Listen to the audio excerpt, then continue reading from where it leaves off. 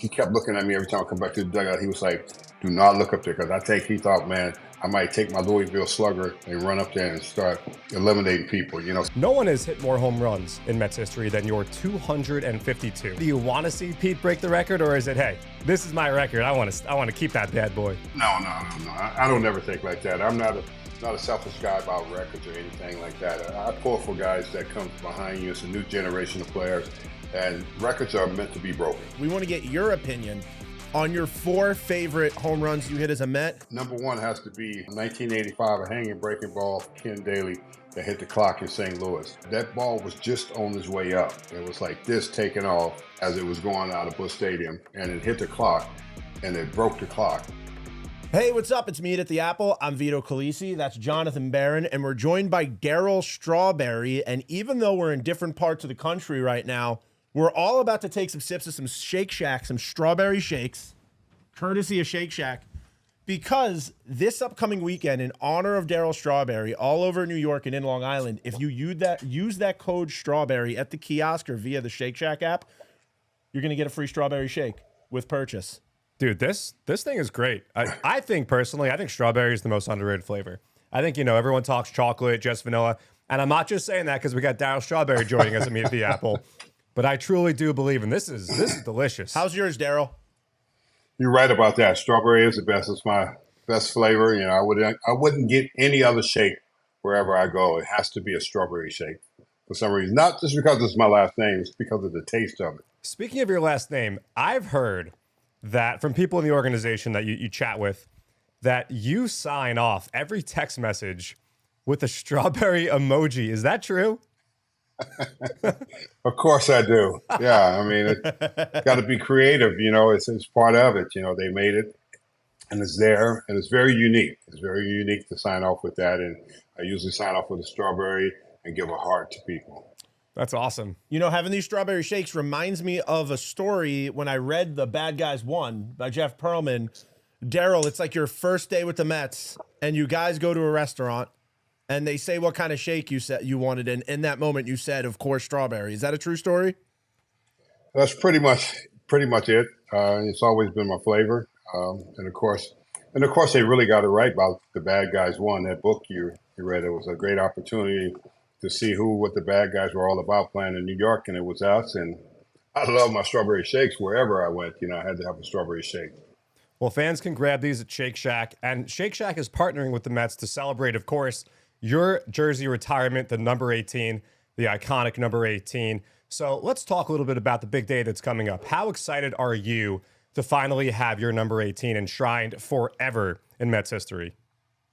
I'm just so thrilled for so many people, not just myself personally, but so many people who have had a great part of what my life is all about, my career is all about, playing in Queens. And I'm excited for the fans. This is really about them. This is about them cheering me on all those years, those 8 years I was playing over in Queens, and the way we dominated, the kind of player they made me become.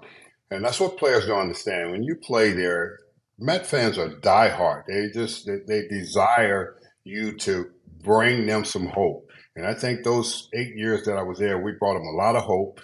We had a lot of characters. We had a lot of fun. We had a lot of personality. We had a lot of swagger.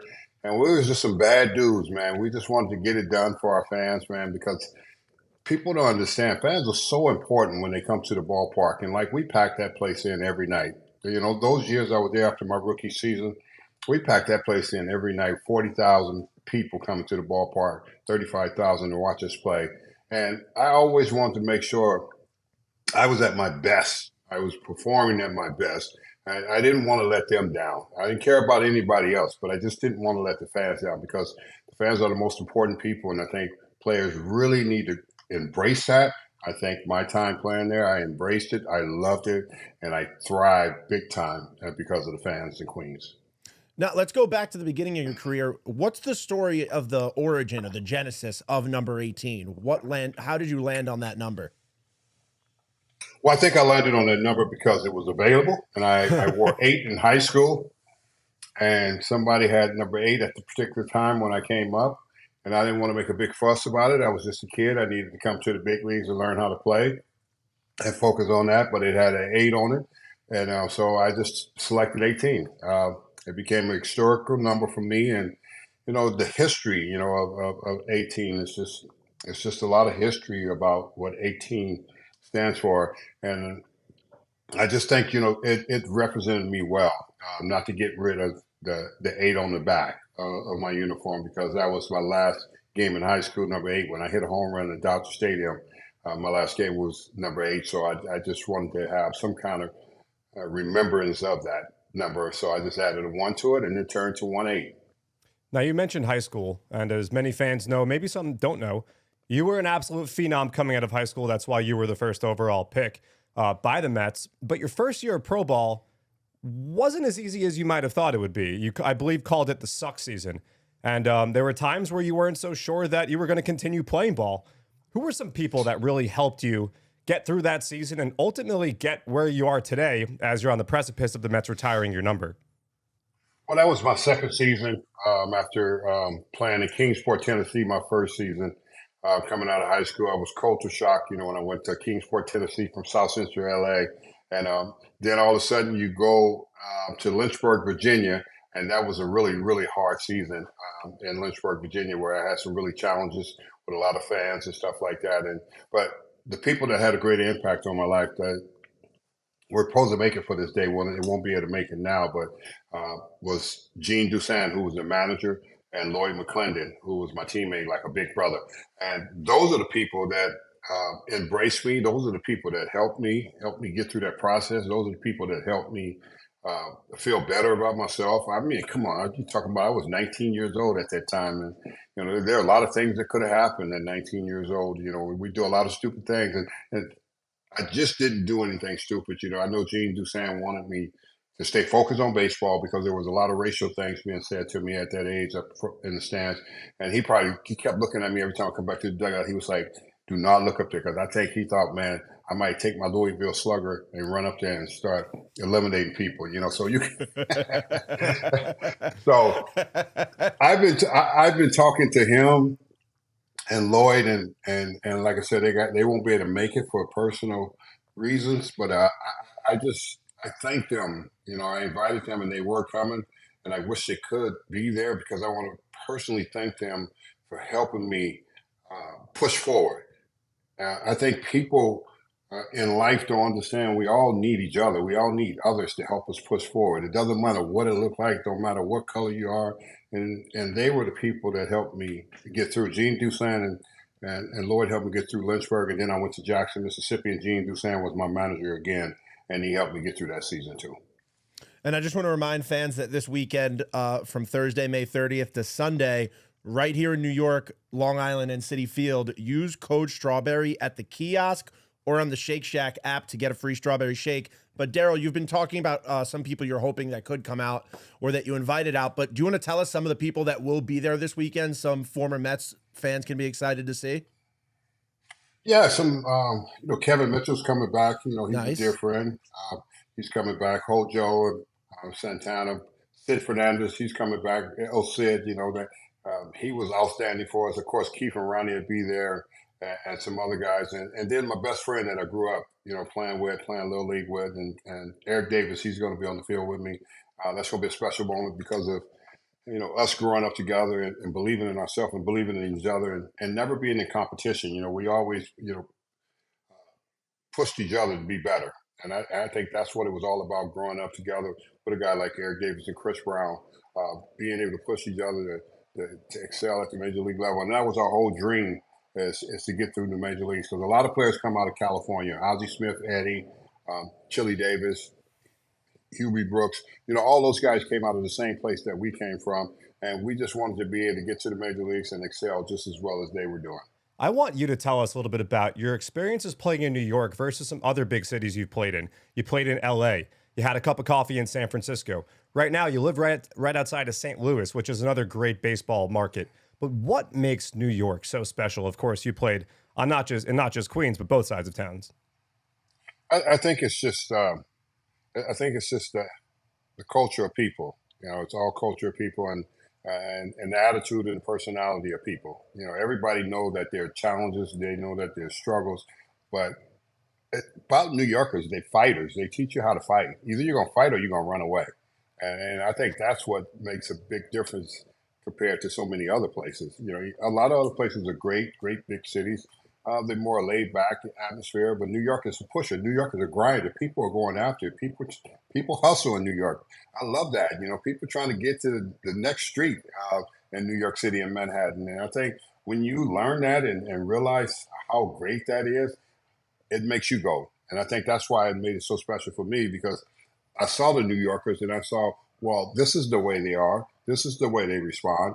Um, and they just have such great knowledge of sports. You know, you just look what happened to the Knicks, man. The Knicks are turning the corner, you know, and the fans are going crazy. And that's what it's like in New York. When your team turn the corner and become a team that needs to be recognized for what we're trying to accomplish, those fans will back you. And the thing I love about fans in New York too, they'll let you know too, and that's so important. People need to understand that they won't just sit there and say, "I live in St. Louis, and the fans here. I went to the game here, and a player struck out, and they'd be like clapping, saying, no, that's okay, get them next time.' No, New York fans ain't gonna be saying that's okay, get them next time. They're gonna be telling you suck, you better get it going, you know. And that's the difference of playing in a place like New York because the energy is so real and it's so important to not let the noise get to you when you play in a place like that.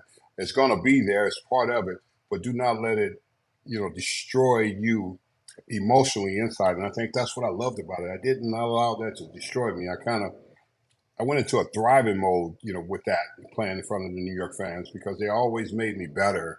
And if they make you better, you should be able to accept the fact that if I'm going to play here, I got to deal with a lot of different things, and that's what makes it so great because like everybody there is not trying to be perfect. They're not saying we live a perfect life here in New York. They're saying we New Yorkers and we have a little craziness in us, but that's all right.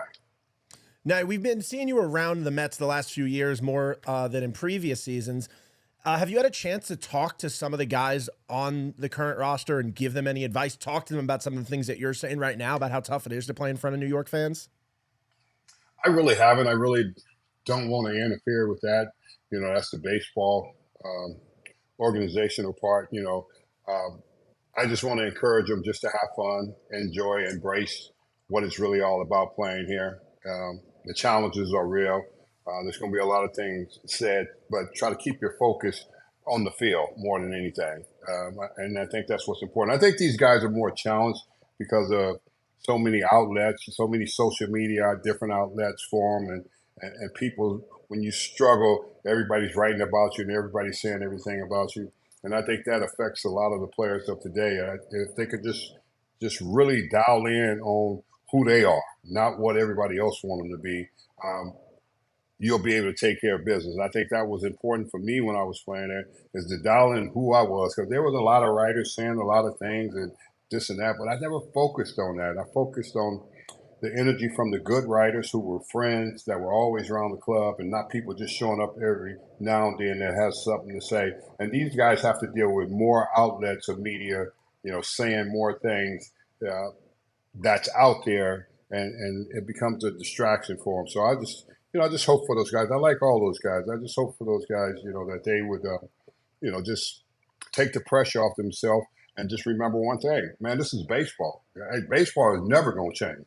You know, it's a fundamental game. Yes, of course, the analytics are different. That's part of who they are today. But you got to remember, this whole game has always been played under being fundamentally sound. And that's what it's all about. And when you stick to that, you will always be successful with that. We're here chatting with Darryl Strawberry, enjoying some delicious strawberry Shake Shack milkshakes. Shake Shack is celebrating Darryl Strawberry's retirement coming up here on Saturday, June 1st, and you can get a free strawberry shake with any purchase at Shake Shack. All you have to do is use the code STRAWBERRY at any kiosk in New York City, Long Island. That runs through June 2nd. Now, Darryl, no one has hit more home runs in Mets history than your 252. But there is a guy who is slowly starting to creep up on you and some others, and that, of course, is Pete Alonso. As you watch Pete, and as great as he's been since he's broken into the league, do you start to think about the chance that he might make a push for the record? Is it something you root for? Do you want to see Pete break the record, or is it, hey, this is my record, I want to keep that bad boy? No. I don't ever think like that. I'm not a selfish guy about records or anything like that. I pull for guys that come behind you. It's a new generation of players, and records are meant to be broken, and that's part of what sports is all about. And you got to go out and perform and do it to break the record. So you pull for guys like Pete. You pull for guys like David Wright when they were playing. They were going towards records that I had been there for over 30 years. You don't never sit around and say these belong to me. They don't belong to me. It's a part of us putting on that same uniform and having pride of wearing that uniform, wearing the blue and orange, and saying I represent something big in New York, and I'm on the biggest stage. And if I could perform on the biggest stage, then that says it all. Because you can go anywhere else you want to go and perform and not have to have the kind of pressure and expectations. But playing in New York, you're going to always have that kind of expectations. Can you produce? And those guys have produced. Just give them credit. Give credit where credit is due. I know a lot of times players wish players wouldn't break their record. I hope the guys break my record. It just tells you how long and how good I was there for that time of period that I was there. So talking about those home runs, we want to get your opinion on your 4 favorite home runs you hit as a Met, and we're going to call this Mount Crushmore. Our 4 favorites. Well, okay. Number 1 has to be 1985, a hanging breaking ball for Ken Daly that hit the clock in St. Louis. Because what most people and young people don't realize, they wasn't there to see that ball was just on its way up. It was like this taking off as it was going out of Busch Stadium, and it hit the clock, and it broke the clock in St. Louis. And you got to remember, the Cardinals and the Mets, that was some really serious baseball back in those days. Yeah, they hated us. They called us a bunch of pond scums. I live in St. Louis now, and they still talk to me about that.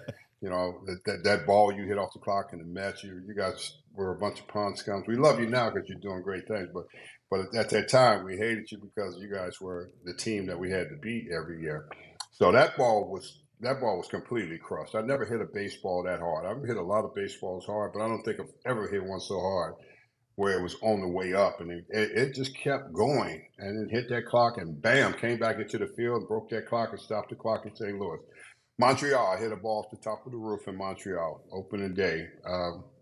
Hit 2 home runs that day, but that one off the top of the roof in Montreal was pretty incredible for me to keep looking at it and looking up and looking at the umpire and saying, okay, what's next? He's looking up there. He's trying to figure out, did that ball just really hit way up there and then come back into the stadium? And so he finally figured it out, and he called it a home run. So that was a great day to open up the season with 2 home runs that day. I think another big home run was a walk-off home run to Shea off of Johnny Franco, the Reds closer. Johnny don't give up a lot of runs. He wasn't giving up a lot of runs. He was stingy. But I was a guy. Me and Johnny, we used to have those battles, and he had a lead there, and he tried to get ahead with something or whatever pitch it was, but he put it in the wrong place, and I hit the ball off the Shea Stadium scoreboard. And one of the last home runs I think I hit was that was just incredible. Was off Fernando Valenzuela, Freddie. They used to call him Freddie. I hit a home run off of him at Shea Stadium that was so high off the scoreboard, way up there. I mean, I'm a tremendous home run that I always look back and see and I always remember. That's one of the biggest home runs that I ever hit. Another one of the hardest balls I ever hit off of Fernando. Those are all majestic shots. And as you were talking, I couldn't help but think, have you ever thought about, like, if you were playing in the Statcast era, first of all, do you wish that an invention like Statcast was around to measure all the home runs, the distance, and the exit velocity? And if so, what do you think the number is, the furthest home run you've ever hit? And do you think you could outdo some of the big blasts we see by guys like, O'Neal Cruz and Ellie De La Cruz and Giancarlo Stanton and all the other big boppers in baseball today? Oh, no question about it. My home runs was just that far as any of those guys ever hit, and I never think about that. I don't know. I don't think I would be caught up want to be caught up into that of how far, because it takes away from being a complete player, because all you try to do is continue to hit it further next time, and you can't. It's not you, it's the pitcher supplying the power. And when you understand that, sometimes you're gonna get a hanging breaking ball, you're gonna get a fastball down and in, and you're just gonna get one on the sweet spot. You don't always get them on the sweet spot. They don't always go that far, and I think players have to recognize that it's hitting the baseball hard. That's what I tell people all the time. I didn't consider myself and look at myself as a home run hitter. I looked at myself as someone just hit the ball hard and the ball went out of the ballpark. Well, this weekend is Darryl Strawberry weekend, so Shake Shack is offering people the chance to get a free strawberry shake with any purchase as long as you use that code Strawberry at the kiosk or on the app. That's in New York City, Long Island, City Field. And Darryl Strawberry weekend means tons of Darryl Strawberry stuff going on at the stadium. One of those things is a Darryl Strawberry bobblehead. Darryl, have you seen this thing? Have you gotten a look at it yet? Yeah, I have. I have gotten a look at it. It looks pretty good. They did a good job on that one. I've seen some done before, and I was like, yeah, That's funny. And it doesn't stop here. There's also going to be a special program, an issue of Mets Magazine that fans can get when they're at the ballpark. A really cool image of you will show up on the screen right now. But, you've been at so many of these different ceremonies and events over the years. What's it like to get your own? Yeah, I have attended a lot of ceremonies before, but I think it's a very special moment, considering where I've been in life and what I've been through, and how that I've had the challenges of life and have been able to overcome so many different things and be able to stand on a different platform as a person and realize that adversity is a part of life, and being able to deal with those things and not give up and quit. And now have this moment to be celebrated. I'm really, truly blessed for my wife and my kids. I'm truly blessed the fact that Steve and Alex made a decision to reach back for the organization and the players of the organization, that it has great success there, that meant so much to the organization, brought so much joy to fans and people.